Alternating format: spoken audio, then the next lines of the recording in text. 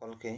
তো আজকের আমার 1.2.3 ফার্স্ট হাফের শিক্ষণ বিষয়ের আলোচনার বিষয় হচ্ছে যে সহযোগী শিখন কি এবং ক্লাসরুমে সহযোগী শিখনে কি প্রয়োজনীয়তা আছে এবং আমার নিজের বিষয় থেকে এই সহযোগী শিখনের মাধ্যমে একটি পাঠ উপস্থাপন করা। তো প্রথমে আমি বলি যে কোঅপারেটিভ লার্নিং বা সহযোগী শিখন কি। এই সহযোগী শিখন হচ্ছে একটা শিক্ষা পদ্ধতি যেখানে শিক্ষার্থীরা ছোট ছোট দলে ভাগ হয়ে একসাথে নিজেদের মতামত প্রকাশ করতে পারে এবং নিজেরা সক্রিয়ভাবে দায়িত্ব সহকারে শিখনের যে লক্ষ্য সেই শিখনের লক্ষ্যে উপনীত হওয়ার জন্য কাজ করে।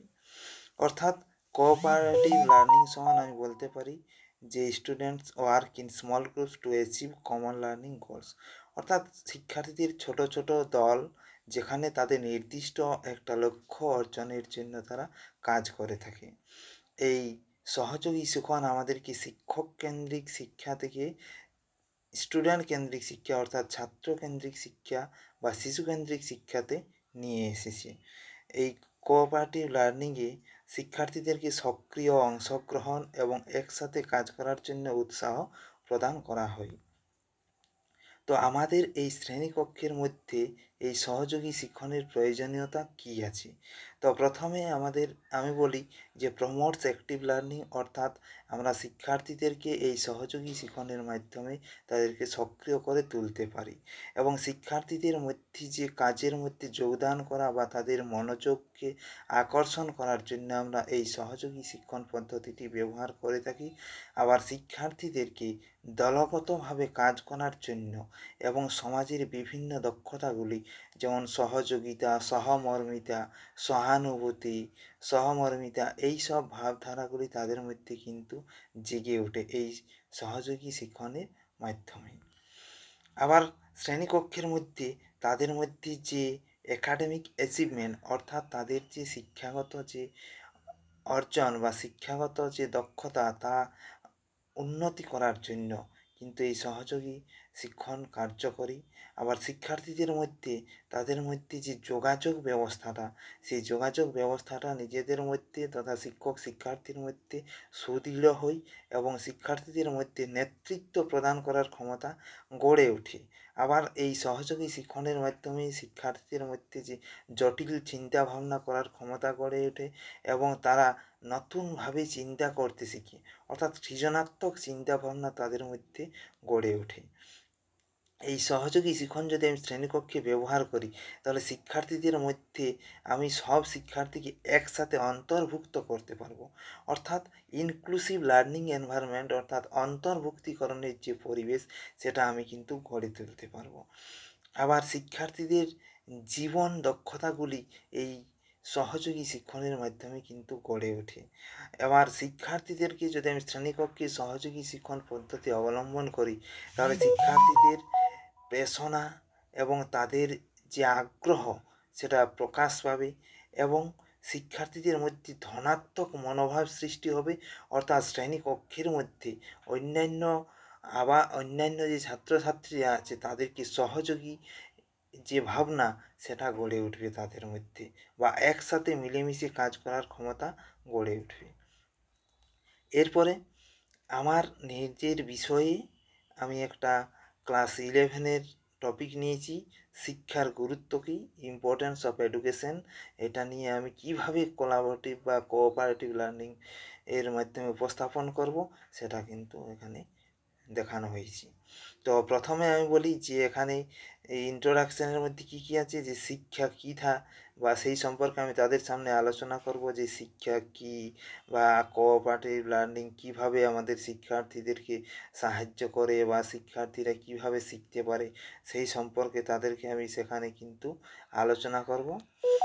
তারপরে এই কোঅপারেটিভ লার্নিংয়ের সুবিধাগুলি তাদের সামনে উপস্থাপন করব, যেমন কী কী সুবিধা আছে, encourages group discussion and sharing of ideas, অর্থাৎ আমি এই শিক্ষণ পদ্ধতি যদি ব্যবহার করি তাহলে এই বিষয়টি উপস্থাপনের সময় তাদের মধ্যে যে দলগত যে আলোচনা এবং নিজেদের মধ্যে যে মতামত বা ধারণা প্রদান করার ক্ষমতা গড়ে উঠবে এবং এটা সুবিধা পাবে। আর শিক্ষার্থীদের মধ্যে যোগাযোগ দক্ষতা বাড়বে এবং তাদের যে দলগত কাজ করার ক্ষমতা সেগুলো বেড়ে উঠবে।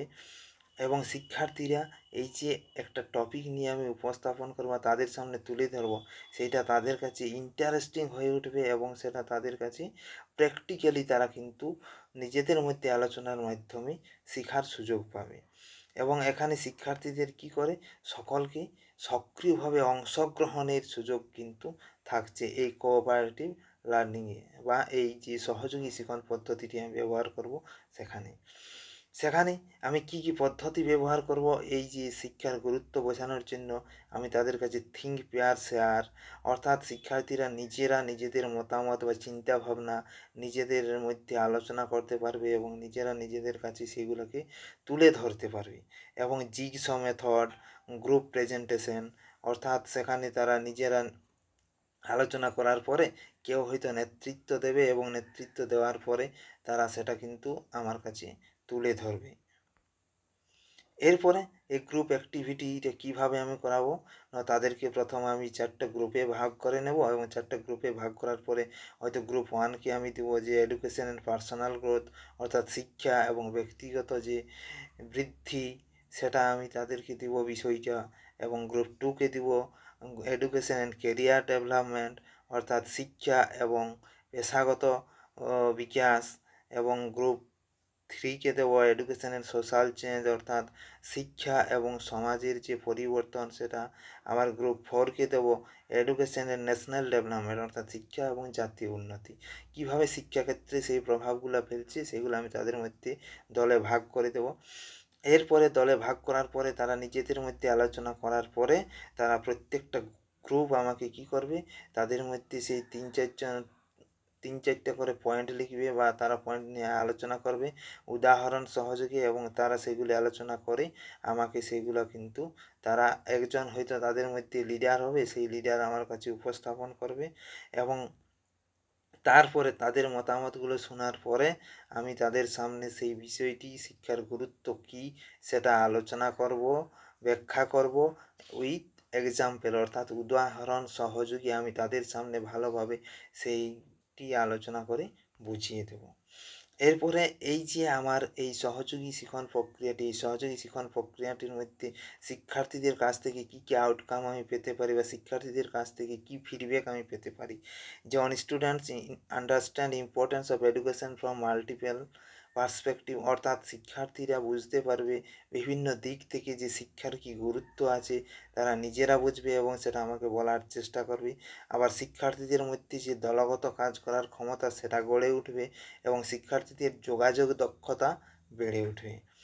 আর শিক্ষার্থীরা আরেকটা দারুণ জিনিস তাদের মধ্যে জেগে উঠবে, যেটা হচ্ছে যে অন্যের মতামতকে গুরুত্ব দেওয়া বা তার যে সহপাঠী আছে তাদের মতামতকে তারা গুরুত্ব দেবে এবং তাদের মধ্যে সেই কনফিডেন্স জেগে উঠবে।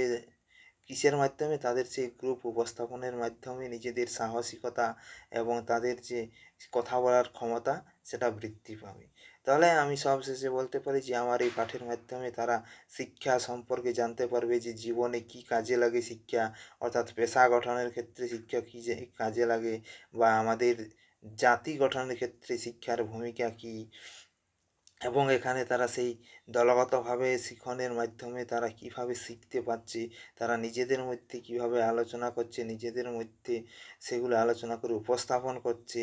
এবং এই শিক্ষা পদ্ধতিটা সম্পূর্ণ হবে শিশুকেন্দ্রিক শিক্ষা পদ্ধতি এবং শিক্ষার্থীরা এখানে একসাথে যেহেতু তারা দলবদ্ধভাবে শিখবে, তাই তাদের শিখনটি হবে কিন্তু অনেক ভালো এবং তারা তাদের সেই শিখন বিষয়বস্তুটি দীর্ঘদিন তাদের সামনে মনে থাকবে। তাহলে এইভাবে যদি আমরা উপস্থাপন করে থাকি কোনো বিষয়কে শিক্ষার্থী কেন্দ্রিক হিসেবে যদি বিষয়গুলোকে তুলে ধরার চেষ্টা করি, তাহলে কিন্তু তাদের কাছে বোধগম্য হয়ে উঠবে।